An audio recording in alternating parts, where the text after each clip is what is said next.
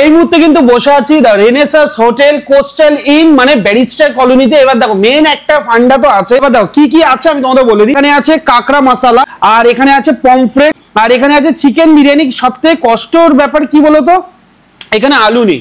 এটা হচ্ছে আলাকারের একটা মেনু আমাদের রেনেসাস হোটেলে। অগ্রিম অর্ডার দিয়ে দেবে, বুক করে দেবে, তোমাদের বিরিয়ানি তোমাদের বানিয়ে দেবে। তো যাই হোক, ফার্স্ট আগে বিরিয়ানি দিয়ে শুরু করা যাক। মা মাগো খাওয়া যাক, শুরু করা যাক, খাওয়া যাক, মুখে দেওয়া যাক। এই বিরিয়ানিটা হালকা লাইট, আবার একটু মশলাদার, মানে তোমরা ধরতে পারবে না এটা প্রপার অথেন্টিক আমাদের কলকাতা স্টাইল কিনা।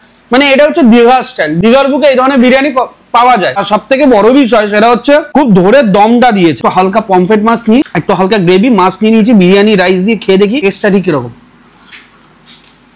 কাঁকড়ার সাইজে মুখে চুড়ে মারলে মুখ পেটে বেরিয়ে যাবে।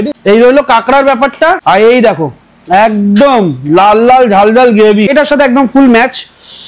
ও ও দেখো দেখো কাকা, বিরিয়ানি রাইসের সাথে খাওয়া যাক, মুখে যাওয়া যাক, শুরু করা যাক।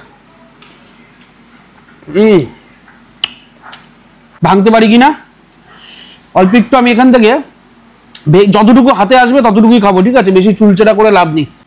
এই যে নিয়েছি, খাওয়া যাক। বাহ, তুমি যদি 300 টাকা 400 টাকা 500-700 টাকা 1000 টাকা দিয়ে খাওয়া দাওয়া করো, দাও 3-4 জন মিলে আসলে, আমি বলবো ফুল পয়সা বসুল।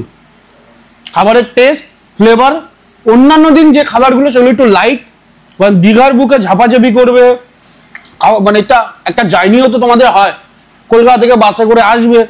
সো ওই জার্নির মধ্যে অতিরিক্ত রিচ খাবার, এটা কিন্তু তোমাদের শরীরের পক্ষেও খারাপ।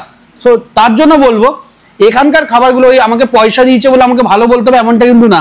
এখানকার খাবারটা একটু অন্যরকম, একটু হালকা লাইট, যেটা তোমাদের শরীরেও ঠিকঠাক, খুব অস্থির করবে না, সাথে সাথে থাকা অসাধারণ। তোমাদের দেখিয়ে দিয়েছি সুইমিং পুল আছে, সব থেকে বড় অপশন। ব্যারিস্টার কলোনি এমন একটা লোকেশনে যেখান থেকে 2 মিনিট থেকে 3 মিনিট হাঁটা পথে সমুদ্র সৈকত, এবং 2 থেকে 3 মিনিট আমাদের বাস স্টপেজ, আর কয়েক সেকেন্ড লাগবে হচ্ছে টোটো স্ট্যান্ড।